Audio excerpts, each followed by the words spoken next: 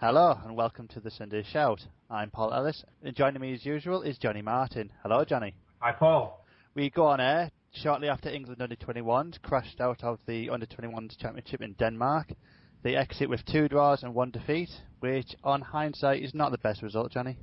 No, very disappointing. There was huge promise prior to the campaign. Some of the big clubs hadn't made it there, and you thought we were in with a chance. But very, very disappointing performances. It turned out that it wasn't to be.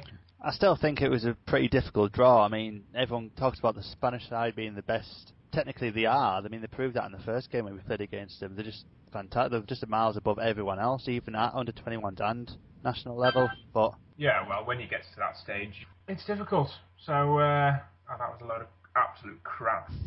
It really was. I mean, yeah, the Czech Republic and Ukraine have got very, very talented sides. I mean, even Group A was full of talented teams. Let's not forget that. But I think from England's perspective, we always do these sort of tournaments. We go into it thinking we've got some of the best talent in Europe or even the world.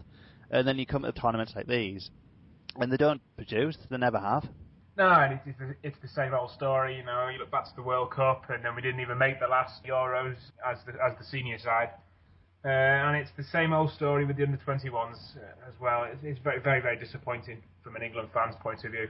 I do feel harsh saying that, though, because, I mean, you look at the 2 previous tournaments. I mean, they got to the semi-finals. They were unfortunate there. They got to the finals last time round, and we got battered by Germany. But I don't know. I mean, I looked at the 2 performances against the Ukraine and the Czech Republic, and you could tell there was some basic errors in the way we played. I mean, when we got the ball in defence, which was probably our main highlight, because you look at Phil Jones, Chris Smalling, they've got future potential as England, if not Man United centre-backs. But you could tell the midfield weren't dropping back to get the ball. Nobody wanted it. They were all running off. And, I mean, there was a stat I looked at earlier on where it was like 61 long passes in both games went astray. They were just kicking it nowhere. I just didn't see where there was any structure in the play. It's just not good enough. Those kind of statistics are really embarrassing. When you hear that, it's just not good enough. There's no other way to sum it up, really, other than that. I know it's the English mentality and all, but do you reckon it's either the manager or the players, or even just a mixture of both? You can't put too much blame on the manager. He picks the team, he puts the players out there that he thinks going to do the job, and if they don't perform, you can't put all the blame on the manager, but he has to shoulder some of the blame. As I said, he does put the players there, and it's his job to motivate them and get them playing the way that they should be playing.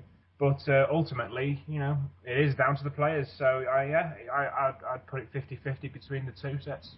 I probably would have to agree with that. I mean, I look at Stuart Pearce. I think he's a man of stability. He's always the sort of manager that could get an England Under-21 team into the tournament itself, not necessarily win it, because then I think, as I said, the 2 games proved that I don't know if his system's good enough at that level.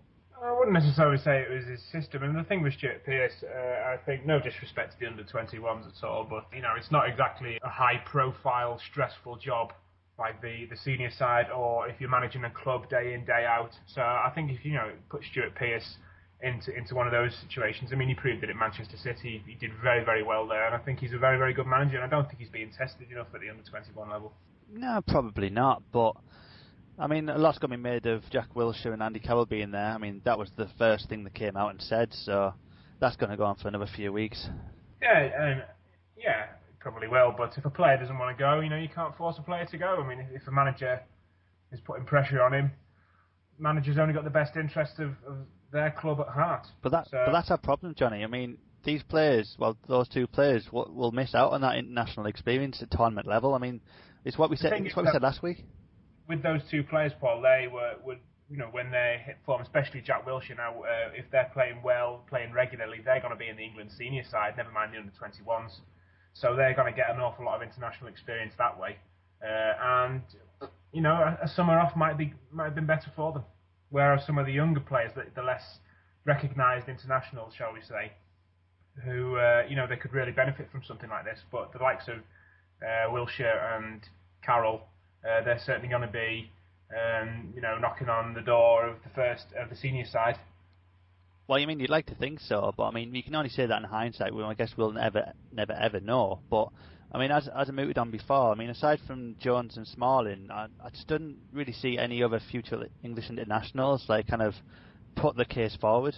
No, and that's the problem with English football. You know, you've summed it up there. You know, the senior side isn't doing well, and you think who's going to come in, and then you look to the under-21s to think who can we plug the gaps.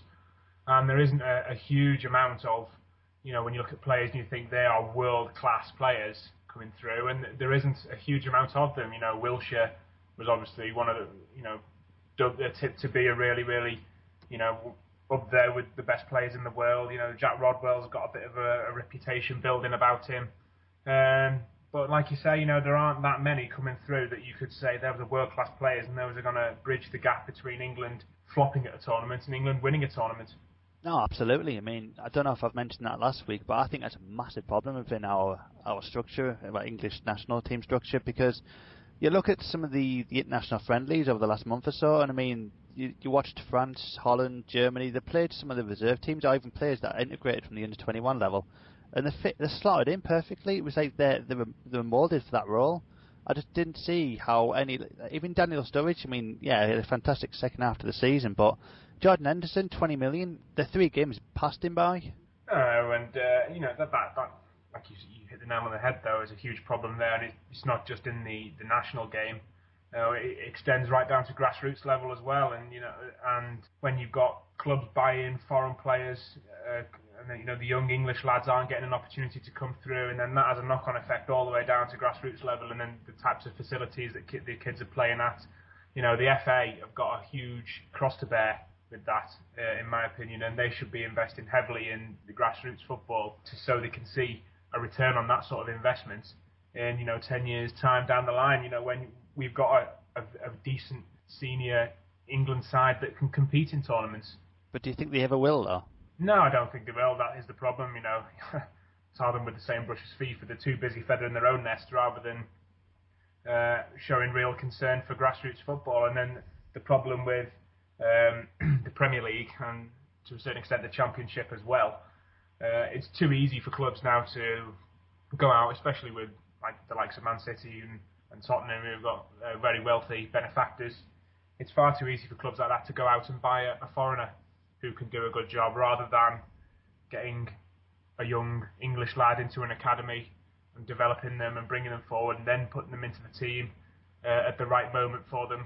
And the fact that these foreigners are coming in is taking the chances off the young English lads, and that's what's having a knock-on effect onto the national side. Oh, definitely. But do you think that also applies to the managerial side of it as well? Because, I mean, Chelsea, after that Porto manager, they're going to spend $13.5 million, reportedly.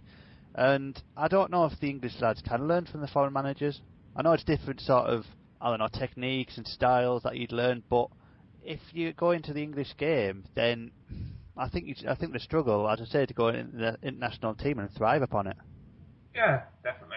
You know, we had the debate last week about the language barrier between Capello and the English lads, and certainly, if you know, I mean, it boils down to club owners, I suppose. If Roman Abramovich wants to spend $13.5 million on his manager, that's his business, that's his club. He can do what he wants with it.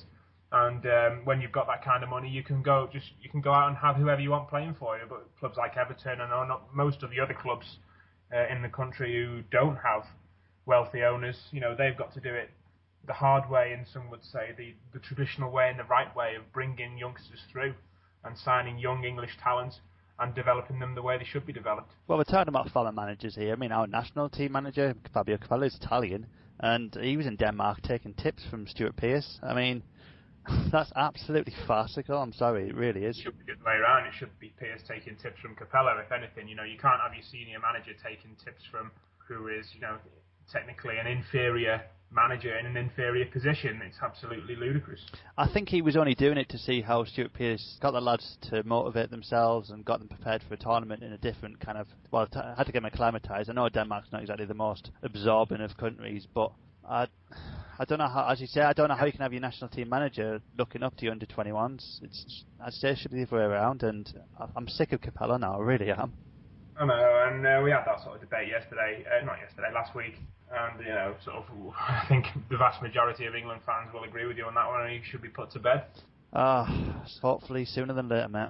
Alright, moving on to other managers now, and Alex McLeish has moved across the Midlands to Aston Villa, in a move that probably nobody ever saw when they were looking for a manager. They went after Martinez, McLaren, and then they went for another M in McLeish.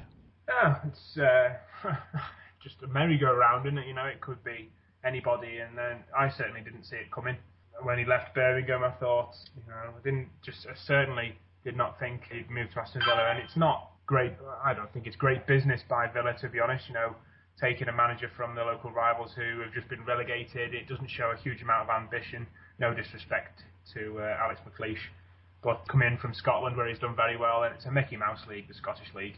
So, and he's proved, when he's been in the Premier League, he's struggled. He managed to win a trophy for Birmingham this season, but again, it was handed to them on a plate, and he ended up being relegated. So I can't see the sense in that sort of decision from Randy Lerner.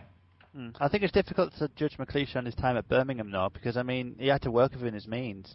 He was working on a shoestring budget for most of it. I know you say that, and then you look at they spent $7 million on Zigic, who turned out to be a massive flop last season. But it's when you look at the people that went for, like Steve McLaren and obviously Martinez, who turned him down, which is what we'll get onto next. But I can't understand why you'd actually go across to Birmingham and then take their manager. Yeah, he might have the pedigree to be a really good manager in the future, but the backlash from it is they knew what they were getting themselves in for, really. Well, you do, and it was sort of the unwritten law of football, if you like. You don't double-cross your club and go to your arch-rivals. Players have done it, the likes of Nick Barmby moved from Everton to Liverpool, and you got Ashley Cole moving from Arsenal to Chelsea. And there's lots of players that have done it. Tevez, to name but a few, and the uproar that they leave behind at their old club. It's a sort of unwritten rule, and fans will never forgive you for doing that. And certainly, it doesn't appear that the Birmingham board will ever forgive him either. It's kind of had the same repercussions as as Danny Wilson moving from Sheffield Wednesday to Sheffield United. The fans there staged massive protests. Outside Aston Villa, they were protesting pretty much every day last week. So you can just see how annoyed they are. Yeah, and it's strange that Randy Lerner listened to his supporters about Steve McLaren and then he didn't listen to them about Alex McLeish. It's a bit of a strange decision. Like I said, for me, it's the wrong decision. But who do you think they should have got instead then? I think Gianfranco Zola would have been a great candidate there. He was at West Ham. He did very, very well at West Ham. He was very restricted where he was there. Aston Villa have got a big budget. He knows what he's doing. He knows his way around the game. And I think he could have got an awful lot of productivity out of the squad they've got there. Possibly. I don't think McLeish covered himself in a lot of glory though, because if reports are led to be true, then he actually resigned through email, which is no way to conduct yourself, really. No, not at all. And it's pure speculation, I guess, in it. So we can't dwell on that too much, I don't think. Probably not, but it's still a fact that a manager should really just go to his chairman and say, listen, I don't want to be there anymore, instead of actually doing it by email. It's kind of like the coward's way out of it. Well, yeah, definitely. But, if that's what happened, that's what happened, and that's his business, and then that'll just add fuel to the fire of the Midland Derby next time it happens. True. Just got to look at what now for Birmingham then. It's going to be very, very tough for them. They've struggled for the last few seasons in the Premier League and finally been relegated. They're going to already lost a few players, lost the manager.